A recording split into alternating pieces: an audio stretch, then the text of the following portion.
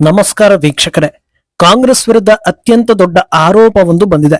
ಕೇಂದ್ರ ಗೃಹ ಸಚಿವಾಲಯದ ಮಾಜಿ ಅಧಿಕಾರಿ ಆರ್ವಿಎಸ್ ಮಣಿ 26/11 ಉಗ್ರ ದಾಳಿಯ ಸ್ಫೋಟಕ ವಿಚಾರವನ್ನ ಬಿಚ್ಚಿಡ್ತಾ ಹೋಗಿದ್ದಾರೆ. ಇದು ದಾಳಿಯಲ್ಲ, ಇಂಡಿಯನ್ ನ್ಯಾಷನಲ್ ಕಾಂಗ್ರೆಸ್ ಹಾಗೂ ಐಎಸ್ಐ ಉಗ್ರ ಸಂಘಟನೆ ನಡುವಿನ ಮ್ಯಾಚ್ ಫಿಕ್ಸಿಂಗ್ ಅನ್ನೋದನ್ನ ಹೇಳಿದ್ದಾರೆ.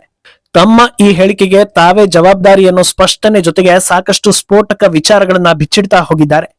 ಈ ಇಡೀ ಉಗ್ರ ದಾಳಿಯ ಉದ್ದೇಶವೇ ಹಿಂದೂ ಉಗ್ರ ಅನ್ನೋ ಪಟ್ಟವನ್ನ ಭಾರತೀಯರ ತಲೆ ಮೇಲೆ ಇಡಬೇಕು ಅನ್ನೋದಾಗಿತ್ತು ಅನ್ನೋದನ್ನ ಸ್ಪಷ್ಟಪಡಿಸಿದ್ದಾರೆ. ದಾಳಿ ಹೊತ್ತಲ್ಲಿ ಏನೆಲ್ಲ ನಡೆದಿತ್ತು, ದಾಳಿಗೂ ಮುನ್ನ ಏನೆಲ್ಲ ಆಗಿತ್ತು, ಉಗ್ರರು ಅಟ್ಟಹಾಸ ಮೆರಿತಾ ಇರುವಾಗ ರಕ್ಷಣಾ ಪಡೆಗಳನ್ನ ಕಳಿಸೋದಕ್ಕೆ ಅಡ್ಡಗಾಲು ಹಾಕಿದ್ಯಾರು, ಹೀಗೆ ಪ್ರತಿಯೊಂದನ್ನು ಕೂಡ ಆರ್ವಿಎಸ್ ಮಣಿ ಬಿಚ್ಚಿಡ್ತಾ ಹೋಗಿದ್ದಾರೆ. ಇದರ ಜೊತೆಗೆ ಇನ್ನೂ ಒಂದಷ್ಟು ದಾಳಿಗಳ ಅಸಲಿ ಉದ್ದೇಶಗಳನ್ನ ಕೂಡ ಅವರು ರಿವೀಲ್ ಮಾಡಿದ್ದಾರೆ. ಇದೆಲ್ಲವನ್ನ ಒನ್ ಬೈ ಒನ್ ವಿವರಿಸ್ತಾ ಹೋಗ್ತೀವಿ. ಈ ವಿಡಿಯೋವನ್ನ ತಪ್ಪದೆ ಕೊನೆ ತನಕ ನೋಡಿ. ಅದಕ್ಕೂ ಮುನ್ನ ಮೀಡಿಯಾ ಮಾನ್ಸ್ಟರ್ ಚಾನೆಲ್ ಅನ್ನ ತಪ್ಪದೆ ಸಬ್ಸ್ಕ್ರೈಬ್ ಮಾಡಿ. ಎಸ್, ಸಾವಿರಾರು ವರ್ಷಗಳ ಹಿಂದಿನ ಇತಿಹಾಸವನ್ನ ತೆಗೆದು ನೋಡಿದ್ರು ಭಾರತಕ್ಕೆ ಹಾಗೂ ಭಾರತೀಯರಿಗೆ ಹೊರಗಿನವರ ಅಪಾಯಕ್ಕಿಂತ ಹೆಚ್ಚಾಗಿ ಒಳಗಿನ ದುಷ್ಕರ್ಮಿಗಳಿಂದಲೇ ಅಪಾಯ ಅನ್ನೋದನ್ನ ಹೊಸದಾಗಿ ಹೇಳಬೇಕಾಗಿಲ್ಲ.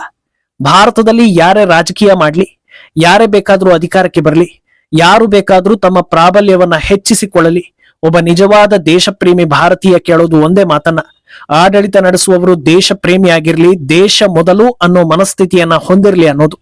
ಆ ರೀತಿ ಇರೋ 100 ರಾಜಕೀಯ ಪಕ್ಷಗಳು ಹುಟ್ಟಿದ್ರು ಜನರು ಬೆಂಬಲವನ್ನ ಕೊಡ್ತಾರೆ. ಆದ್ರೆ ದೇಶ ದ್ರೋಹ ಮಾಡೋದೇ ನಮ್ಮ ಬೇಸಿಕ್ ಐಡಿಯಾಲಜಿ ಅಂತ ಅಂದುಕೊಂಡ್ರೆ ಅಂತವರಿಗೆ ಜನರು ಯಾವ ರೀತಿ ಪಾಠ ಕಲಿಸ್ಬೇಕು ಅನ್ನೋದನ್ನ ಯೋಚಿಸಿದ್ದಾರೋ ಇಲ್ವೋ ಅನ್ನೋದಕ್ಕೆ ಇನ್ನೂ ಕ್ಲಾರಿಟಿ ಸಿಕ್ಕಿಲ್ಲ. ಈಗ ಬಂದಿರೋ ಸ್ಫೋಟಕ ವಿಷಯ 26/11 ಉಗ್ರ ದಾಳಿಯ ಸೂತ್ರಧಾರಿಯೇ ಅಂದಿನ ಕೇಂದ್ರ ಸರ್ಕಾರ ಅನ್ನೋದು. ಇದರ ಬಗ್ಗೆ ಎಎನ್ಐ ಮಾಧ್ಯಮದಲ್ಲಿ ನಿರೂಪಕಿ ಸ್ಮಿತಾ ಪ್ರಕಾಶ್ ಜೊತೆಗಿನ ಸುಮಾರು 1 ಗಂಟೆಯ ಸಂದರ್ಶನದಲ್ಲಿ ಆರ್ವಿಎಸ್ ಮಣಿ ಸಾಕಷ್ಟು ಸ್ಫೋಟಕ ವಿಚಾರಗಳನ್ನ ಬಿಚ್ಚಿಟ್ಟಿದ್ದಾರೆ. ಅದರಲ್ಲಿ 26/11 ಕುರಿತಂತೆ ಈವರೆಗೆ ದೇಶದ ಜನರಿಗೆ ಗೊತ್ತಿಲ್ಲದ ವಿಷಯವನ್ನ ಅವರು ಹೇಳ್ತಾ ಹೋಗಿದ್ದಾರೆ. ಅದನ್ನ ತಿಳಿಸ್ತಾ ಹೋಗ್ತೀವಿ. ಇಷ್ಟು ದಿನಗಳ ಕಾಲ ಮುಂಬೈ ಅಟ್ಯಾಕ್ ಅನ್ನ ಸರಿಯಾಗಿ ನಿರ್ವಹಿಸುವಲ್ಲಿ, ಸರಿಯಾದ ಭದ್ರತೆಯನ್ನ ಒದಗಿಸುವಲ್ಲಿ, ದಾಳಿಗೆ ಪ್ರತೀಕಾರವನ್ನ ತೀರಿಸಿಕೊಳ್ಳುವಲ್ಲಿ ಅಂದಿನ ಕಾಂಗ್ರೆಸ್ ಸರ್ಕಾರ ಕಂಪ್ಲೀಟ್ ವಿಫಲವಾಗಿದೆ. ಕಾಂಗ್ರೆಸ್ನಿಂದ ಭಾರತದ ಭದ್ರತೆ ಸಾಧ್ಯವಿಲ್ಲ ಅನ್ನೋ ಮಾತುಗಳು ಮಾತ್ರ ಎಲ್ಲರನ್ನೂ ತಲುಪಿತ್ತು. ಇದನ್ನ ಹೊರತುಪಡಿಸಿ ಕೆಲ ಮಾಹಿತಿಗಳು ಜನರ ನಡುವೆ ಮಾತ್ರ ಓಡಾಡ್ತಾ ಇತ್ತು. ಇಂತಿಂತ ನಾಯಕರು ಹೀಗಂತೆ ಅನ್ನೋದು ಜನಜನಿತವಾಗಿತ್ತು. ಆದ್ರೆ ಮಾಜಿ ಅಧಿಕಾರಿ ಆರ್ವಿಎಸ್ ಮಣಿ ತಾವು ಕಣ್ಣಾರೆ ಕಂಡಿರೋ ಸತ್ಯಗಳನ್ನ ಬಿಚ್ಚಿಡ್ತಾ ಇದರ ಸೂತ್ರಧಾರಿ ಕಾಂಗ್ರೆಸ್ ಅನ್ನೋದನ್ನ ಯಾವ ಅನುಮಾನವೂ ಇಲ್ಲದೆ ಹೇಳ್ತಾರೆ. ಅಲ್ಲದೆ ನನ್ನ ಹೇಳಿಕೆಗಳಿಗೆ ನಾನೇ ಜವಾಬ್ದಾರಿ, ಮುಂಬೈ ಅಟ್ಯಾಕ್ ಅಂದಿನ ಕಾಂಗ್ರೆಸ್ ಸರ್ಕಾರವೇ ಮಾಡಿಸಿದ್ದು ಅಂತ ನೇರ ಆರೋಪವನ್ನ ಮಾಡ್ತಾ ಇದ್ದಾರೆ. ಕಳೆದ 7-8 ವರ್ಷಗಳಿಂದಲೂ ನಾನು ಇದನ್ನೇ ಹೇಳ್ತಾ ಬಂದಿದ್ದೀನಿ. ಮತ್ತೊಮ್ಮೆ ಇದನ್ನ ಗಟ್ಟಿಯಾಗಿ ಹೇಳ್ತೀನಿ. ಮುಂಬೈ ಅಟ್ಯಾಕ್ ಐಎಸ್ಐ ಹಾಗೂ ಐಎನ್ಸಿ ನಡುವಿನ ಮ್ಯಾಚ್ ಫಿಕ್ಸಿಂಗ್ ಅಂತ ಮಣಿ ದೂರಿದ್ದಾರೆ. ಇಷ್ಟು ಹೇಳಿ ಸುಮ್ಮನಾಗದೆ ಬೇಕಾದ್ರೆ ಕಾಂಗ್ರೆಸ್ ನಾಯಕರಿಗೆ ಚಾಲೆಂಜ್ ಮಾಡ್ತೀನಿ, ಇದರ ಬಗ್ಗೆ ರಾಷ್ಟ್ರೀಯ ಮಾಧ್ಯಮಗಳಲ್ಲಿ ಡಿಬೇಟ್ಗೂ ರೆಡಿ ಇದ್ದಾರೆ ಅನ್ನೋದನ್ನ ಹೇಳ್ತಾರೆ.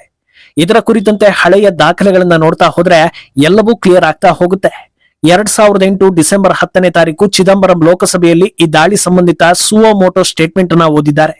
ಅದರಲ್ಲಿ ಕ್ಲಿಯರ್ ಆಗಿ ಮೆನ್ಷನ್ ಆಗಿರೋ ವಿಷಯ ಅಂದ್ರೆ, ದಾಳಿಗೂ ಮುನ್ನ ಇಂಡಿಯನ್ ನೇವಿ ಪಾಕಿಸ್ತಾನದ ಜಲಗಡಿಯಲ್ಲಿ ಒಂದು ಹಡಗನ್ನ ಪತ್ತೆ ಮಾಡಿತ್ತು.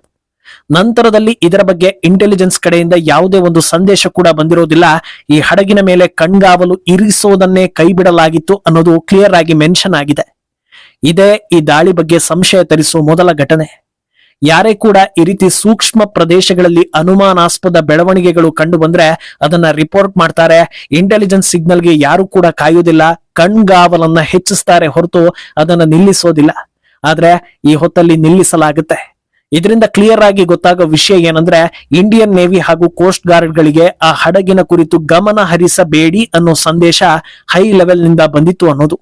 ಈ ಕುರಿತಂತೆ ಪ್ರಧಾನಿ ಕಚೇರಿಯ ಅಂದಿನ MoS Prithviraj Chauhan, defence ministry ಅಥವಾ ಪ್ರೈಮ್ ಮಿನಿಸ್ಟರ್ ಕಡೆಯಿಂದ ಮೆಸೇಜ್ ಬರೋ ತನಕ ಯಾರೂ ಆಕ್ಷನ್ ತೆಗೆದುಕೊಳ್ಳಬಾರದು ಅನ್ನೋ ನಿಯಮ ಇತ್ತು ಅನ್ನೋದನ್ನ ಹೇಳಿಕೊಂಡಿದ್ರು. ಅಲ್ಲಿಗೆ ಆ ಹೊತ್ತಲ್ಲಿ ಹಿಂದೆ ಸರಿಯಿರಿ ಅನ್ನೋದನ್ನ ಹೇಳಿದ್ರ ಅನ್ನೋ ಪ್ರಶ್ನೆಗೆ ಉತ್ತರಿಸುವ ಮಣಿ ನೇರವಾಗಿ ಈ ಪದಗಳನ್ನ ಬಳಸಿರಲಿಲ್ಲ. ಆದ್ರೆ ಅದೇ ಅರ್ಥ ಬರುವಂತ ಸೂಚನೆ ಅಂದಿನ ಗೃಹ ಸಚಿವರಿಂದ ಬಂದಿತ್ತು ಅನ್ನೋದನ್ನ ಹೇಳ್ತಾರೆ. ಇದನ್ನ ಹೇಳುವಾಗ ಅಂದಿನ ಗೃಹ ಇಲಾಖೆ ದಿಗ್ವಿಜಯ್ ಸಿಂಗ್ ಕಪಿಮುಷ್ಟಿಯಲ್ಲಿ ಇತ್ತು ಅನ್ನೋದನ್ನ ಕೂಡ ಮಣಿ ಹೇಳಿದ್ದಾರೆ. ಗೃಹ ಸಚಿವ ಸ್ಥಾನದಲ್ಲಿ ಶಿವರಾಜ್ ಪಾಟೀಲ್ ಇದ್ರು, ಎಲ್ಲಾ ನಿರ್ಧಾರಗಳನ್ನ ಕೈಗೊಳ್ತಾ ಇದ್ದಿದ್ದೆ ದಿಗ್ವಿಜಯ್ ಸಿಂಗ್ ಅನ್ನೋದನ್ನ ಹೇಳಿದ್ದಾರೆ. ಅಲ್ಲದೆ ಇದೇ ಸಂದರ್ಶನದಲ್ಲಿ ದಿಗ್ವಿಜಯ್ ಸಿಂಗ್ ಕುರಿತಂತೆ ಇನ್ನಷ್ಟು ವಿಷಯಗಳು ಬೆಳಕಿಗೆ ಬರ್ತಾ ಹೋಗುತ್ತೆ.